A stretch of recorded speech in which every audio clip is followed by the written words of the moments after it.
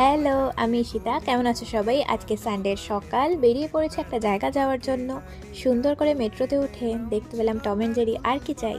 দেখতে দেখতে পৌঁছলাম সেখানে। কোথায় যাচ্ছি একটু পর জানতে পারবে। কচুরিটা খেয়েই সেখানে ল্যান্ড করলাম। কোথায় বলো তো? গালিব স্ট্রিটে। এত সুন্দর জায়গাটা, যেখানে গেলেই মনটা ভরে যায়। এত এত মাছ, মাছের এত রকমের কালার হয়, সেটা দেখেই নিজে অবাক হয়ে যাই মাঝে মাঝে।